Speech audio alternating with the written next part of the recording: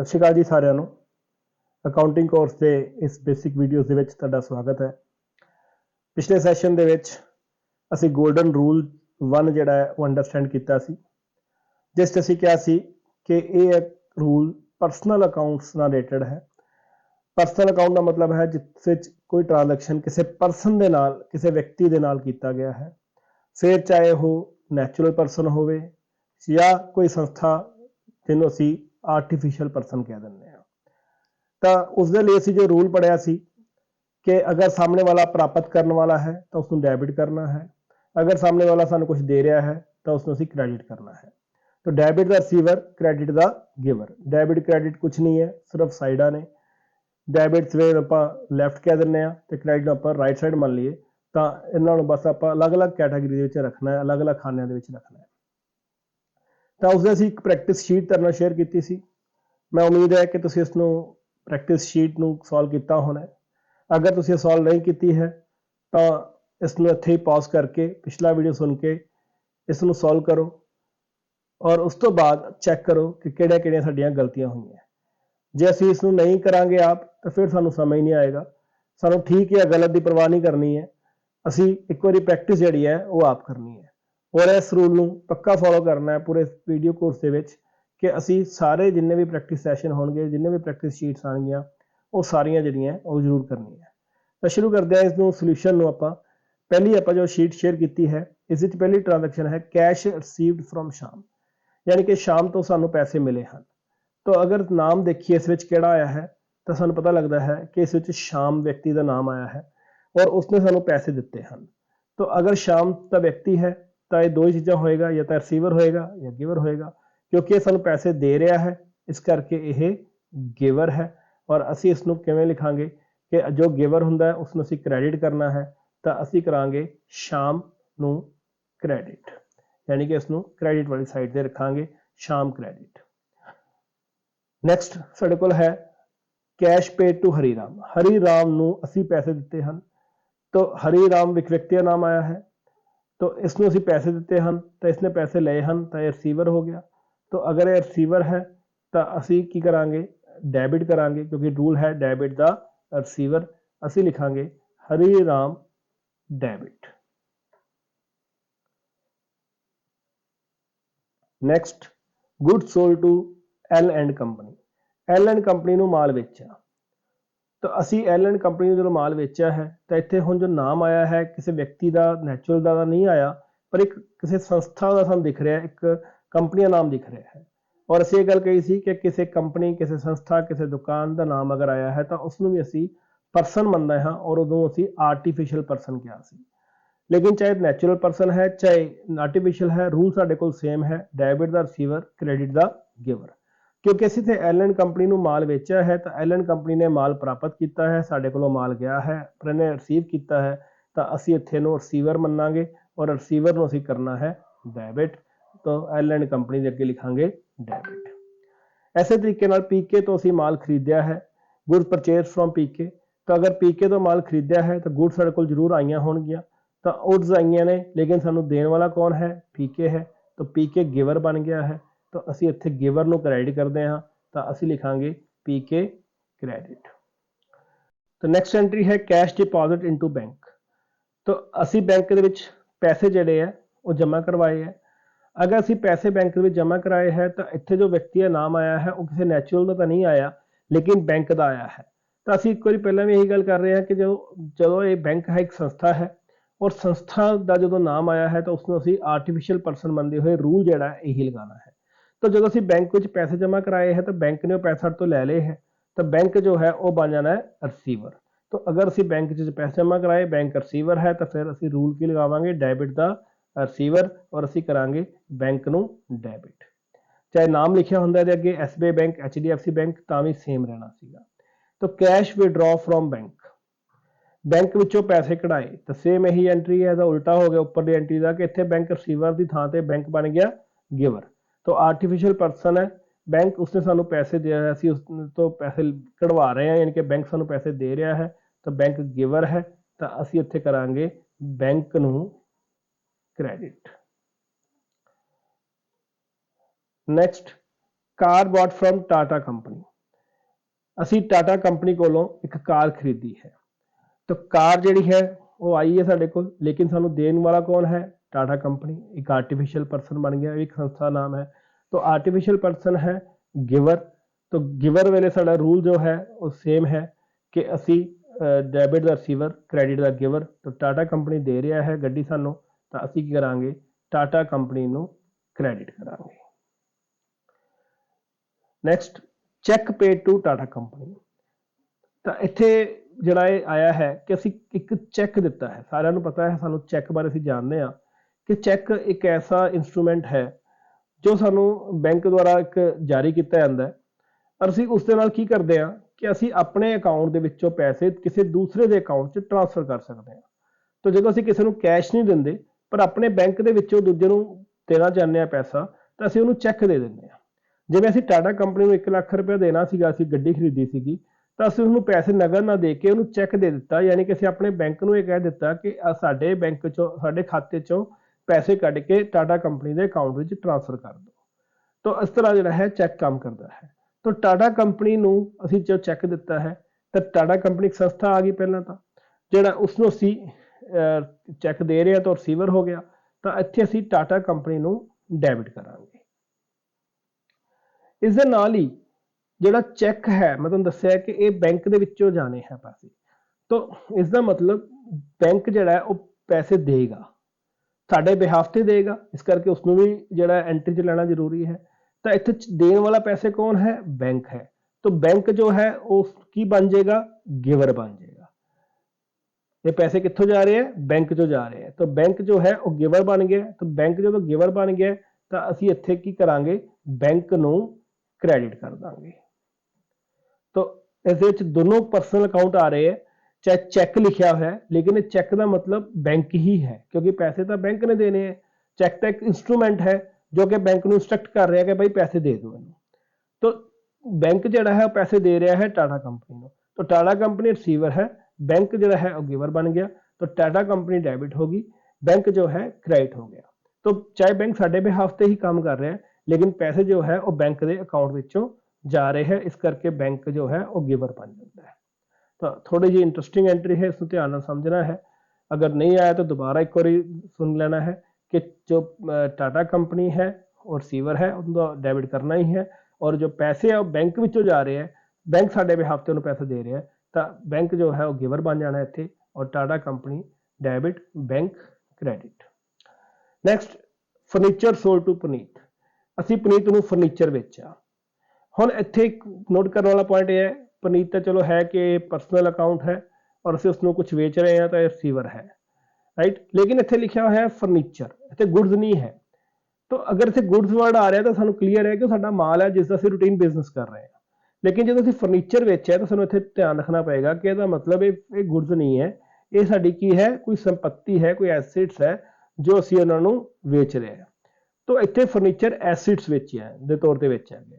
तो furniture sold to Puneet, entry तो वही रहेगी अपने लिए कि पुनीत रिसीवर है, तो रिसीवर असीं डेबिट करते हैं, तो असीं पुनीत नूं डेबिट करांगे, तो यह साडे लई सेम रहेगा। लेकिन असीं ध्यान वैसे नोट च लिआंदा कि इत्थे असीं गुड्स की गल नहीं कीती, असीं फर्नीचर दे विच नाम आ गया तो इसदा मतलब वो चीज़ एसिड है।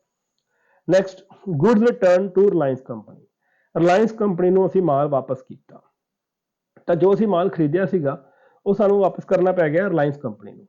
ਤਾਂ ਕਾਰਨ ਕੋਈ ਵੀ ਹੋਵੇ, ਚੀਜ਼ ਕੋਈ ਵੀ ਹੋਵੇ, ਸਾਡੇ ਕੋਲੋਂ ਚੀਜ਼ ਜਾ ਰਹੀ ਹੈ ਔਰ ਜਾ ਕਿਹਨੂੰ ਰਹੀ ਹੈ? ਕਿਸੇ ਕੰਪਨੀ ਨੂੰ ਜਾ ਰਹੀ ਹੈ, ਯਾਨੀ ਕਿ ਆਰਟੀਫਿਸ਼ੀਅਲ ਪਰਸਨ ਨੂੰ ਜਾ ਰਹੀ ਹੈ, ਉਹ ਪ੍ਰਾਪਤ ਕਰ ਰਿਹਾ ਹੈ, ਤਾਂ ਉਹ ਰਿਸੀਵਰ ਹੈ, ਤਾਂ ਰਿਸੀਵਰ ਨੂੰ ਅਸੀਂ ਡੈਬਿਟ ਕਰਨਾ ਹੈ। ਕਾਰਨ ਕੋਈ ਵੀ ਹੈ ਤਾਂ ਕੀ ਹੋਏਗਾ? ਰਿਲਾਇੰਸ ਕੰਪਨੀ ਨੂੰ ਅਸੀਂ ਡੈਬਿਟ ਕਰਾਂਗੇ। ਡੈਬਿਟ ਦਾ ਰਿਸੀਵਰ, ਅਸੀਂ ਮਾਲ ਉਹਨੂੰ ਵਾਪਸ ਕੀਤਾ ਤਾਂ ਰਿਸੀਵਰ ਹੈ ਮਾਲ ਦਾ, ਤਾਂ ਮਾਲ ਵਾਪਸ ਉਹਨੂੰ ਡੈਬਿਟ ਕੀਤਾ।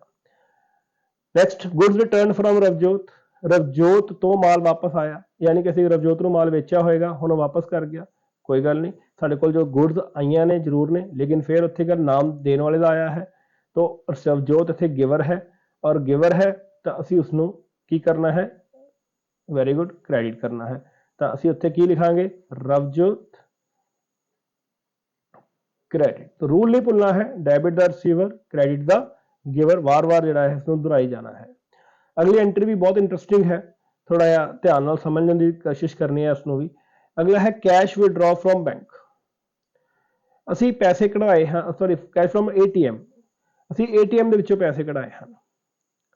ਹੁਣ ATM ਇੱਕ ਮਸ਼ੀਨ ਹੈ, ਅਸੀਂ ਉਸ ਤੋਂ ਜਾ ਕੇ ਪੈਸੇ ਕਢਾਉਂਦੇ ਹਾਂ, ਸਾਨੂੰ ਸਭ ਨੂੰ ਪਤਾ ਹੈ। लेकिन एक्चुअली वो ATM पैसे नहीं दे रहा, मशीन पैसे नहीं दे रही। पैसे कौन दे रहा है? पैसे दे रहा है जी बैंक। तो एक तरीके नाल असी बैंक तो पैसे कढ़ाए हैं, तो बैंक ने ही सानू पैसे दिते हैं। तो कैश विड्रॉ फ्रॉम ATM का मतलब है कि बैंक चो असी पैसे कढ़ाए हैं। तो इत्थे गिवर जो है वो बैंक है, ना कि मशीन है। तो असी इत्थे की करना है, बैंक नू क्रेडिट करना है।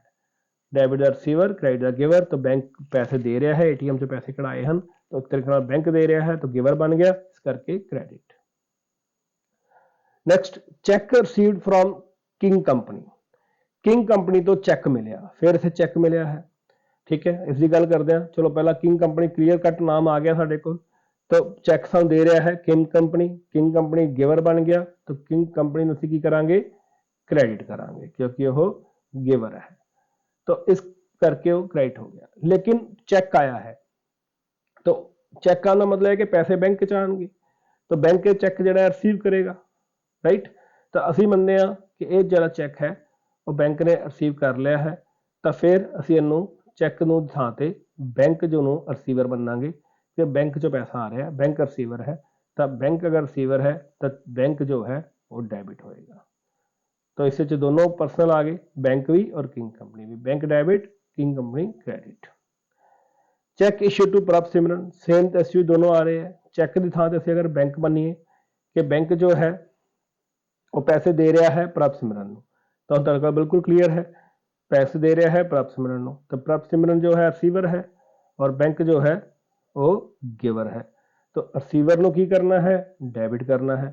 तो प्रभ सिमरन असी डेबिट कर देंगे और बैंक नूं असी क्रेडिट कर देंगे, राइट। तो प्रभ सिमरन रिसीवर, बैंक चैक जा रहे हैं, बैंक गिवर, तो बैंक क्रेडिट, प्रभ सिमरन डेबिट। नैक्सट एंट्री भी इंटरस्टिंग है, भी बैंक नाल रिलेटेड है। इस की हो रहा है कि ब्याज मिला है, interest received from bank, bank तो ब्याज प्राप्त होया है। इत्थे की है कि गल समझण वाली है कि जो बैंक चों ब्याज मिलता है, सानूं ब्याज आंदा है, तो पैसे नूं कैश नहीं आते हैं, साडे पैसे बैंक दे विच ही साडे अकाउंट च ऐड हो जाते हैं। जिस तरह असीं उपर गल कीती कि सानूं चैक मिले, जो चैक मिलिया तो साडे बैंक दे विच पैसे वध गए, राइट। तो इत्थे चैक मिलिया सी तो बैंक च पैसे वध गए, इत्थे असीं चैक दिता सी तो बैंक च पैसे घट गए। तो यानी कि जो चैक मिलता है तो बैंक रिसीवर बन जाता है, उवें ही ब्याज मिलता है तो ब्याज मिलने का मतलब है कि बैंक च पैसे वध गए, तो बैंक इत्थे की होएगा? रिसीवर होएगा। बहुत सारे बच्चों को भुलेखा पै जांदा है कि ब्याज मिलिया है बैंक तो इस करके बैंक गिवर है जी। बैंक जिहड़ा है वो सानूं इत्थे, क्योंकि साडे अकाउंट च पैसे सीधे आ रहे हैं, तो इस करके बैंक जो है वो रिसीवर है उन्हां इंटरस्ट का, और असी उसनूं जिहड़ा है डेबिट करांगे जदों सानूं वो इंटरस्ट देगा। तो असी कहांगे बैंक रिसीवर है तो बैंक डेबिट होएगा। ठीक है, मैनूं उम्मीद है समझ आ गया होएगा कि क्योंकि पैसे जिहड़े है वो बैंक ने प्राप्त किए हैं साडे बिहाफ ते ब्याज दे, तो बैंक रिसीवर है और उस करके बैंक नूं डेबिट किया जाएगा। इसका बिल्कुल उल्टा है बैंक चार्जिस। इहदा इत्थे की है कि बैंक दे विचों कुछ पैसे साडे निकल गए हैं खर्चे के रूप में, तो साडे अकाउंट चों पैसे जो पैसा निकल गया है तो बैंक ने साडे वल्लों 100 रुपया दे दिता है उस खर्चे लिए, राइट। तो वो खर्चे लिए जो साडे अकाउंट दे विचों पैसा चला गया है तो इस टाइम साडे लिए बैंक जो है वो गिवर बन जाता है। तो अगर बैंक गिवर है, साडे चों 100 रुपया दे रहा है, तो असीं इत्थे बैंक नूं क्रेडिट करांगे। इन्हां एंट्रीज नूं मैं जो असीं दूजा पार्ट करांगे इन्हां दा, मैं तुहानूं कहा सी कि हर लैन देन दे दो साइड हुंदियां ने, आपां सिर्फ अजे एक साइड बारे ही देख रहे हैं जिस बच्चे परसन का नाम आ रहा है। तो दूजे अकाउंट बारे जो आप डिस्कस करांगे, दूजी साइड बारे डिस्कस करांगे, तो फिर इन्हां नूं आपां ध्यान दे नाल दोबारा फिर समझांगे। तो एक बार इन्ना समझ आ जाए कि परसन नूं असीं किवें जिहड़ा डेबिट या क्रेडिट कर रहे हैं। तो उस तो अगली एंट्री जिहड़ी है वो है cash received from Deep owner. 11,000 रुपए असीं मालक जिहड़ा है उसका नाम है दीप, उस तो प्राप्त किए हैं। तो असीं एक एंटिटी कॉन्सैप्ट पढ़िया सी जिस ते असीं क्या सी, मालक अलग है और बिजनेस अलग है। जिवें असीं किसी दूजे बंदे नूं पेमेंट रिसीव करते हैं या पैसे दिंदे हैं, ਉਵੇਂ ਹੀ ਮਾਲਕ ਤੋਂ ਪੈਸੇ ਆਏ ਹਨ ਜਾਂ ਜਾਏ ਹਨ ਉਹਨਾਂ ਨੂੰ ਵੀ ਰਿਕਾਰਡ ਕਰਨਾ ਹੈ। तो कोई फर्क नहीं रखना कि ਅਸੀਂ ਪੈਸੇ ਮਾਲਕ ਤੋਂ ਲੈ ਰਹੇ ਹਾਂ ਜਾਂ ਕਿਸੇ ਦੂਜੇ ਤੋਂ ਲੈ ਰਹੇ ਹਾਂ। ਤਾਂ ਜਦੋਂ ਅਸੀਂ ਕਿਸੇ ਵਿਅਕਤੀ ਤੋਂ ਪੈਸੇ ਲੈ ਰਹੇ ਹਾਂ ਤਾਂ ਉਹ ਰਿਸੀਵਰ ਹੈ ਜਾਂ ਗਿਵਰ ਹੈ, ਇਹੀ ਚੈੱਕ ਕਰਨਾ ਹੈ। ਤਾਂ ਜਦੋਂ ਇੱਥੇ ਪੈਸੇ ਲੈ ਰਹੇ ਹਾਂ ਤਾਂ ਇਹਦਾ मतलब जो ਦੀਪ ਹੈ ਉਹ ਗਿਵਰ ਹੈ, ਚਾਹੇ ਉਹ ਮਾਲਕ ਹੈ ਲੇਕਿन ਸਾਨੂੰ ਉਹ ਪੈਸੇ ਦੇ ਰਿਹਾ ਹੈ, ਬਿਜ਼ਨਸ 'ਚ ਪੈਸਾ ਲਿਆ ਰਿਹਾ ਹੈ, ਤਾਂ ਉਸ ਅਸੀਂ ਗਿਵਰ ਹੀ ਮੰਨਾਂਗੇ। ਤਾਂ ਗਿਵਰ ਹੈ ਤਾਂ ਗਿਵਰ ਨੂੰ ਅਸੀਂ ਕੀ ਕਰਨਾ ਹੈ, ਕ੍ਰੈਡਿਟ ਕਰਨਾ ਹੈ। ਤਾਂ ਅਸੀਂ ਦੀਪ ਨੂੰ ਕ੍ਰੈਡਿਟ ਕਰਾਂਗੇ। ਲੇਕਿਨ ਬਸ ਇੱਥੇ ਇੱਕ ਗੱਲ ਧਿਆਨ ਰੱਖਣਾ ਹੈ, ਕਿਉਂਕਿ ਦੀਪ ਮਾਲਕ ਹੈ ਔਰ ਮਾਲਕ ਦੇ ਨੂੰ ਪਛਾਣ ਕਰਨ ਵਾਸਤੇ ਕਿ ਦੀਪ ਮਾਲਕ ਦਾ ਖਾਤਾ ਹੈ, ਅਸੀਂ ਉਸ ਦੇ ਨਾਲ ਇੱਕ ਵਰਡ ਐਡ ਕਰ ਦਿੰਦੇ ਹਾਂ, ਦੀਪ ਕੈਪੀਟਲ। तो दीप मालक का खाता बस नाम ऐड करता दीप कैपिटल। दीप कैपिटल ਅਸੀਂ ਕ੍ਰੈਡਿਟ ਕੀਤਾ ਹੈ क्योंकि दीप जो है वो गिवर है, पैसे बिजनेस से ले आ रहा है, पैसा साढ़े को आ रहा है, कैश आया है, दीप ने दिता है तो क्रेडिट का गिवर, पर लेकिन पहचान रखने लिए मालक है नाल कैपिटल लगाता तो दीप कैपिटल क्रेडिट। नैक्सट साढ़े को है cash withdraw by Deep owner for personal use. जो मालक है वो कुछ पैसा लै गया बिजनेस के विचों, इत्थे साडे कोल पैसा चला गया।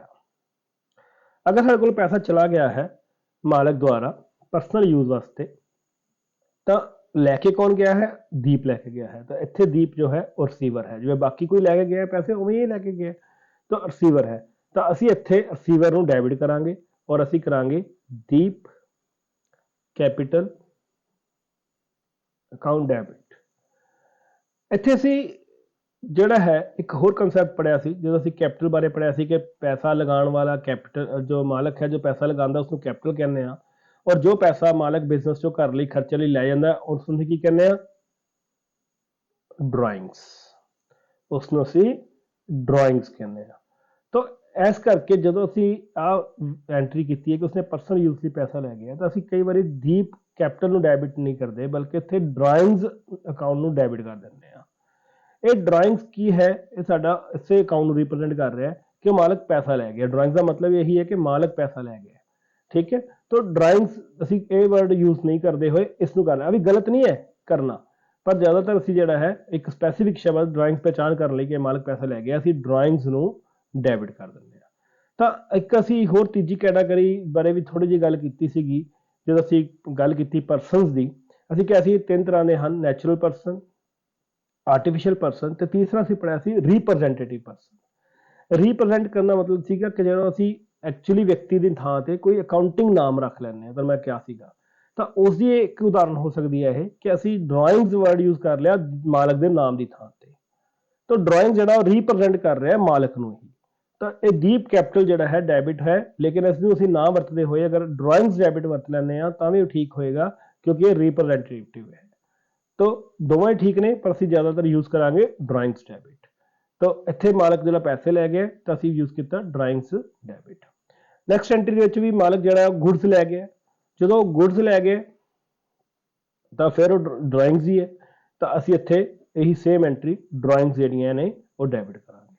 तो इत्थे गुड्स जो मालक लै गया, सिर्फ इत्थे इन्ना ध्यान च रखांगे गल नूं कि मालक ने माल वेचा नहीं है, इत्थे ਅਸੀਂ ਇੱਥੇ ਮਾਲ ਵੇਚਿਆ ਨਹੀਂ ਹੈ, ਸਿਰਫ ਉਸ ਮਾਲ ਨੂੰ ਮਾਲਕ ਜਿਹੜਾ ਹੈ ਉਹ ਆਪਣੇ ਪਰਸਨ ਵਾਸਤੇ ਕਢਾ ਕੇ ਲੈ ਗਿਆ, ਤਾਂ ਇਸ ਨੂੰ ਸੇਲ ਨਹੀਂ ਮੰਨਣਾ ਹੈ, ਠੀਕ ਹੈ। ਇਹ ਸੇਲ ਨਹੀਂ ਹੋਈ ਹੈ, ਇਸ ਬਾਰੇ ਆਪਾਂ ਫਿਰ ਨੈਕਸਟ ਜਿਹੜਾ ਦੂਜਾ ਗੋਲਡਨ ਰੂਲ ਕਰਾਂਗੇ ਉਦੋਂ ਗੱਲ ਕਰਾਂਗੇ। ਲੇਕਿਨ ਫॉर ਅ ਟਾਈਮਿੰਗ ਅਸੀਂ ਇੰਨਾ ਧਿਆਨ ਰੱਖਾਂਗੇ ਜਦੋਂ ਮਾਲਕ ਆਪਣੇ ਘਰ ਵਾਸਤੇ ਚੀਜ਼ਾਂ ਲੈ ਗਿਆ ਤਾਂ ਉਹਨੂੰ ਅਸੀਂ ਸੇਲ ਨਹੀਂ ਮੰਨਣਾ ਹੈ। ਨੈਕਸਟ ਐਂਟਰੀ ਹੈ ਸਾਡੇ ਕੋਲ good solved and check receipt 5000। ਇੱਥੇ ਅਸੀਂ ਮਾਲ ਵੇਚਿਆ ਤੇ ਸਾਨੂੰ ਚੈੱਕ ਮਿਲ ਗਿਆ ਹੈ। ਜਦੋਂ ਅਸੀਂ ਮਾਲ ਵੇਚਿਆ ਸਾਡੇ ਕੋਲ ਮਾਲ ਤਾਂ ਗਿਆ ਹੋਏਗਾ ਲੇਕਿਨ ਸਾਡੇ ਕੋਲ ਚੈੱਕ ਆ ਗਿਆ ਹੈ। ਜਦੋਂ ਚੈੱਕ ਆਇਆ ਤਾਂ ਆਪਾਂ ਹੁਣੇ ਗੱਲ ਕੀਤੀ ਹੈ ਕਿ ਸਮਝ ਲਓ बैंक ने पैसे प्राप्त किए हैं, ठीक है। तो बैंक जो है अगर पैसे प्राप्त कर रहा है तो बैंक रिसीवर है, तो ਅਸੀਂ ਕੀ एंट्री करांगे, बैंक ਨੂੰ डेबिट करांगे।